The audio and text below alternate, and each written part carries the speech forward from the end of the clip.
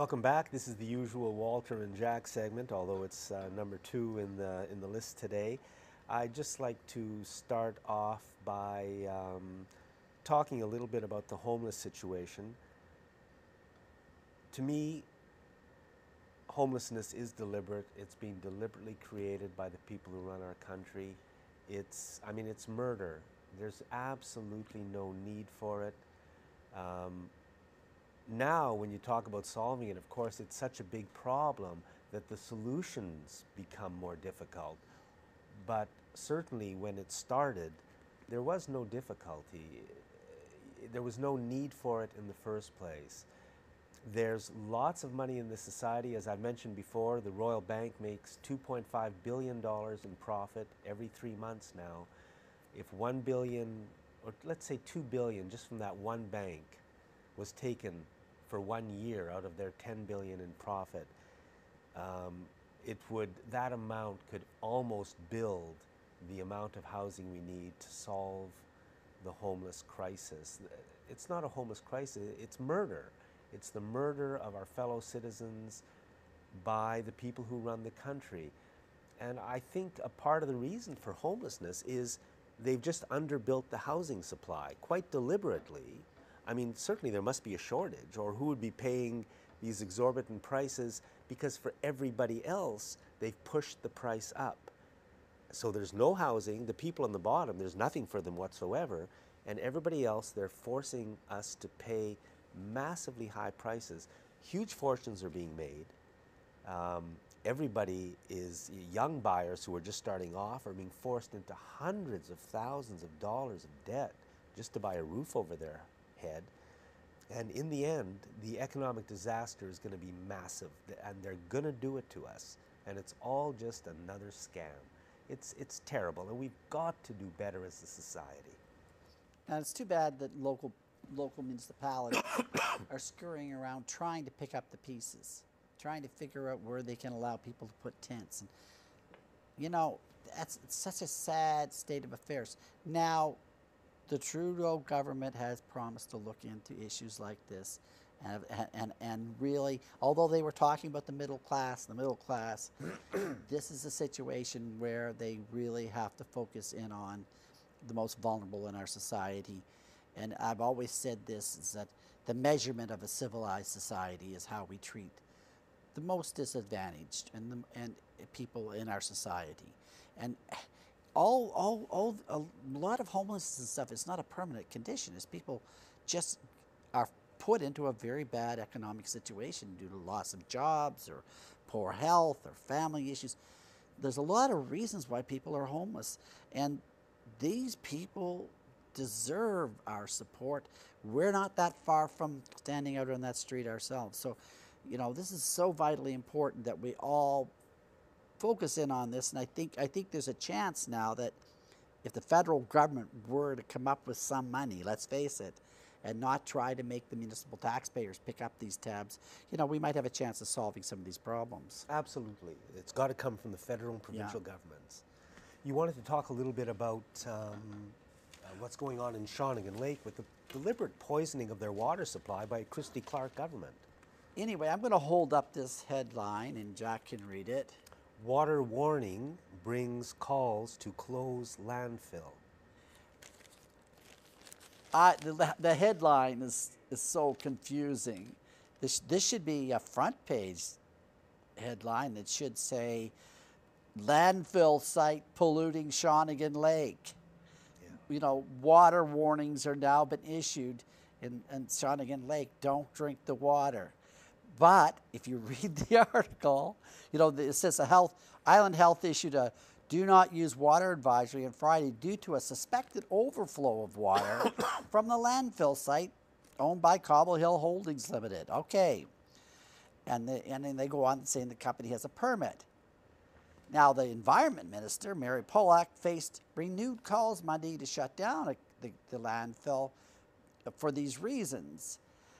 Pollack told the legislature that preliminary tests show no threat to human health from water leaving the site. So which is it here? The health authorities are saying don't drink the water, Mary Polak and her associates seem to know better. Mary Polak should not be the Minister of Health. Mary Polak should be a Minister of Environment. She should be immediately removed from that position, just as Christy Clark should be removed from her position. They're planning to put 5 million tons, I think, 5 million tons of contaminated landfill onto a site just several miles from Shawnigan Lake and uphill of the lake. So we all know where over time the contamination is going to flow. And it's even closer to Victoria's water supply, which is Souk Lake, than it is to Shawnigan Lake. The entire situation is so corrupt and so crazy, it makes you think that they are deliberately trying to destroy fresh water in this province, because that's what they're doing with the fracking, which uses huge amounts of water, which is happening in the eastern parts of the province. And I mean, why would anybody do this? And yet our own government, our own Ministry of Environment keeps saying, oh, it's all safe. It's only 5 million tons of contaminated soil. Are they crazy? You know, they're hauling this soil away from other places because it's dangerous. Yeah. You know, they're not just digging this up for fun. They're digging it out of building sites and contaminated sites, loaded with like PCBs and chemicals and God knows what else from different industrial sites and stuff like that. This stuff is just really disgusting. And I mean, you know, really, they shouldn't bury this in the paper with a weird headline like this. This should be a front page headline. The Times columnists should step up and help these people out to protect their health. This is a huge threat to their health. It's a threat to all of our health. Exactly. And you know, really, it brings into question the even bigger story. You know, once you have contaminated waste from all the chemicals and poisons that are produced by our corporate industrial society, I mean, it doesn't matter where you put them. Sooner or later, they're all going to break into the environment, just as with Mount Poly. Tons and tons and tons of poison. The breakdown at Fukushima, that ongoing disaster which the media won't even talk about, they still do not even know where those melted radioactive cores are. They can't find them, and they can't deal with them if they do find them. There's radiation spewing into the Pacific Ocean every day, and the media doesn't say a word. I mean, how crazy is our society to allow this kind of stuff to go on? Well, this is an indication. This is just another example. We could open the paper almost any day of the week, dig into page 5 or 8. How do we move ahead out of this? Well, right now, I think the political climate is shifting, and I think if, say, for instance, the CBC, who seems to have buckled to the corporate agenda under the Harper regime, well, they don't have to do that anymore. Come on, CBC, pick up this story, go with it.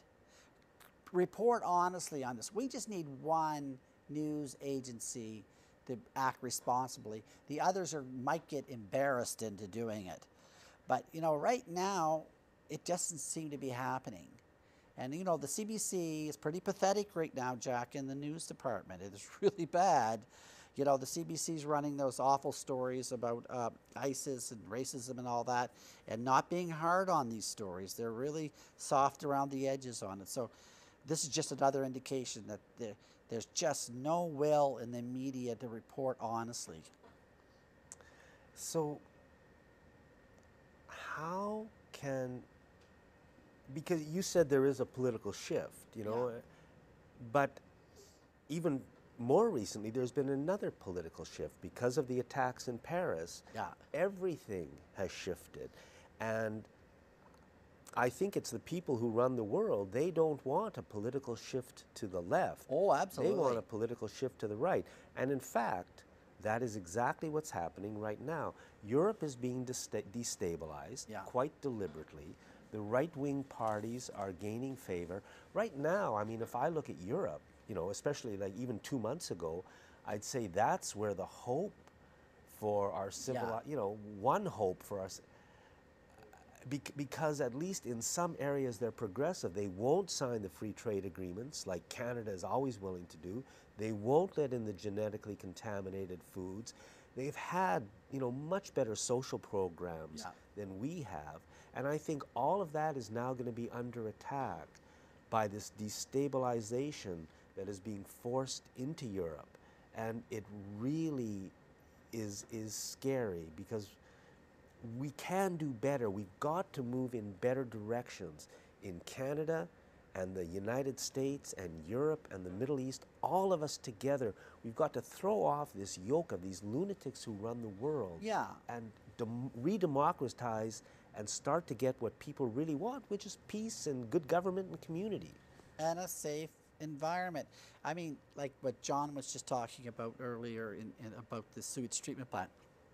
These bad things are happening to us directly. And those forces that are pushing this stuff down our throats are the same forces that are possibly pulling off these attacks like in Paris. Now, the thing is that, if you, as we had mentioned before, you know, if you look at that scenario and you say, okay, what is happening in Paris? Why might that have happened right now? Is there a possibility that there are some people that want to shift the narrative away from talking about climate change, with the big climate change conference coming up in Paris, to shift that discussion away from climate change, which is talking about getting away from fossil fuels, talking about getting into renewable energy? That's a shift from war, because all this warfare is all about fossil fuels. And getting into renewable energy, by the way, which is diversified, decentralized, nobody there to control it. So is there a motive to change that narrative right now? I think there's a really powerful motive to try to do that, to put people back in that fearful place of relying on their governments and to not democratize, as you say. Well, we're up under this oppressive fear, we can't have a true democracy anywhere.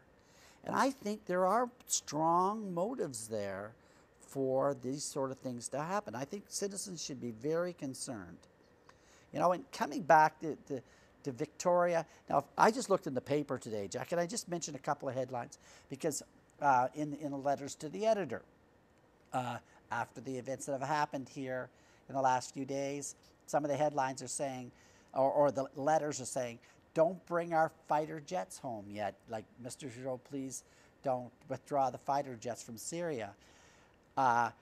Bombing will make the world safer. That's another title. No. PM should reconsider withdrawing forces. Trudeau shouldn't be hasty with refugees. All of a sudden is this big pushback, you know, by those people that are standing to lose a lot. And I think we have to realize this is the real game that's going on, in my view. The evidence is just too powerful.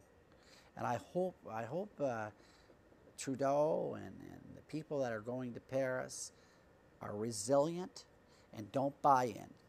I think their policies were good before the election. We voted for them. We put them in there. They got a majority. They got a mandate to carry them out, and they don't have to change their minds. The media, thank you, Walter, the media is using the refugee issue now to divide our country. I understand that their propaganda is very powerful.